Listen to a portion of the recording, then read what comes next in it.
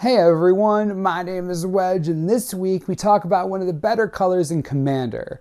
Blue has plenty of expensive cards that are very powerful, but also give you some solid budget options. Keep in mind, this list is not a complete budget list. These are just a few of the cards we like. It's impossible to talk about every single good budget card.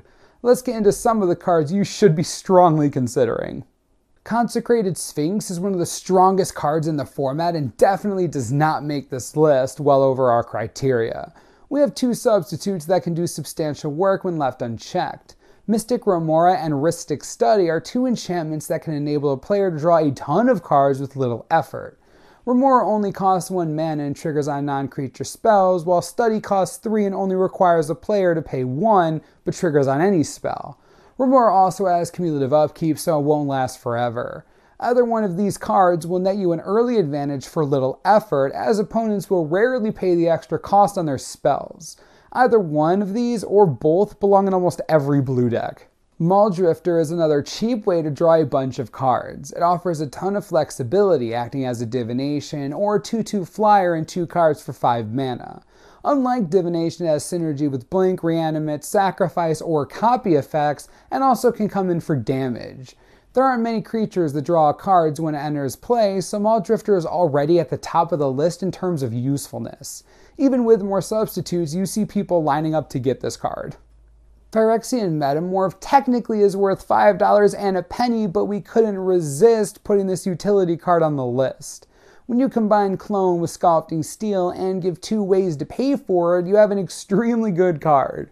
Copying the best creature on the board is almost always ideal in Commander, with all the impact creatures and enter the battlefield effects. Getting a second Sol Ring or Thran Dynamo can put you out of reach early. Combining the 2 effects just makes your deck more efficient and allows for better synergy. It's easily one of the most versatile cards on this list. Deadeye Navigator is super broken, and if you have any synergy with it, you have to play it. Some viewers may be angry to see this card in the video because it is such a pain to play against, but we can't have a list without the best candidate. There are plenty of ways to abuse blink effects for value, but most of them only work once. Having multiple blinks per turn will usually win the game or get you close to it. Even the worst effects are strong if you can use it 3 to 4 times per turn. I'm impressed it's only 77 cents. This should be near the top of almost everyone's list. Fact or Fiction is a solid setup card that enables you to dig deep and get the cards you need. At 4 mana, the effect can be played pretty quickly and help you transition to your mid-game efficiently. You get to pick the player who makes the piles, an option you can use to your advantage to optimize results. Some decks will appreciate the cards going into the graveyard to enable additional strategy. You might get lucky and draw 5 cards depending on who you're playing with. This card was a constructed powerhouse and still has some value in Commander today. Pick one up and get some solid utility. The best part about Commander is playing big, dumb, game-breaking spells that would otherwise see 0 play elsewhere. Blayne Thievery is certainly one of these. For 7 mana, you can gain control of a permanent from each opponent. The card's both powerful and annoying as it puts you ahead while setting the rest of the table back. An early Blayne Thievery can be strong enough to take everyone out of the game before it even starts. Imagine taking multiple mana rocks with this card. Even taking 3 land for 7 mana is pretty decent. At $4, it won't be too difficult to be that guy. Recurring Insight is another big blue spell that at the right time can be extremely powerful. For 6 mana, you draw cards equal to the number of cards in a player's hand. The card also has Rebound and can be cast again on your next upkeep for free. Time it right and it'll be 20 plus cards over 2 upkeeps. Naturally, the card gets worse if nobody has cards in their hand, but more often than not, you'll get a decent haul from Recurring Insight. You'll probably need a Reliquary Tower too, unless you want to fill up your graveyard. Acquire is a less powerful bribery that hits only artifacts. While most Commander decks have a variety of creatures worth stealing, there are only so many artifacts in decks that aren't Soul Ring or other mana rocks. Acquire will still usually have a target and a good one at that.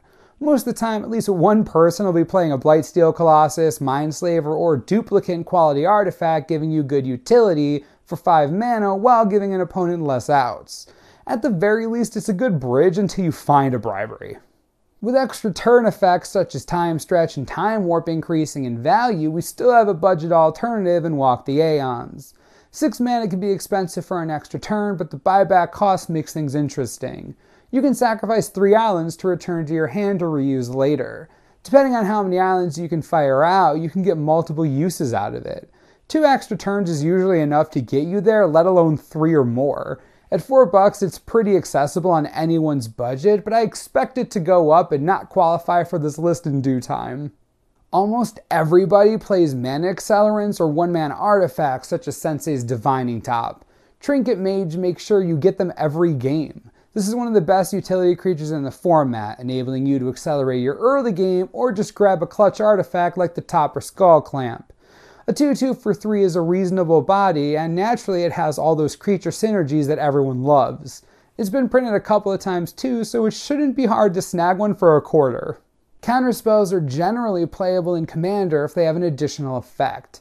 Draining Welk is a solid candidate to fit that criteria. 6 mana is expensive for a counter, but you're usually rewarded with a big flyer. This guy is pretty good with another card on this list as well. Looking at you, Navigator. There's plenty of ways to get value out of this card, even with the steep cost, but more often than not, it'll be worth it. It'll both save and win you games at the same time. Play a lot of instants and sorceries? Archaeomancer is the card for you. Aside from the obvious combos with extra turn spells, Archaeomancer is another solid utility card that gets extra mileage out of your impact instants and sorceries. Having 2 copies of Bribery, Blayne Thievery, or Recurring Insight can't be bad, right? And that's just on this list. While it seems underwhelming on paper, it enables a lot of degenerate plays for a low initial cost. Best part is that it's a common, so getting one will be a snap. If you like Fact or Fiction, you'll probably like Sphinx of Uthune. 7 mana is kinda rough, but you're also getting a 5/6 flyer with it. You can also bounce, blink, or reanimate this Fact or Fiction, or just punch people in the face for 5 damage with it. Overall, you're getting good value for the 7 mana and 27 cents you're investing into the card. Getting multiple of these in play can be absolutely brutal. We recommend this card highly since there's no such thing as too many Fact or Fictions. Well, there you have it, a few more budget options for you Commander players. May you destroy your opponents in an affordable manner, especially if you play blue, which is the best color, obviously. Anyways, remember to subscribe below for the latest and most reliable Magic the Gathering information you could ever need. This is the Manosaurus, I'm Wedge, thanks for watching, we'll see you next time.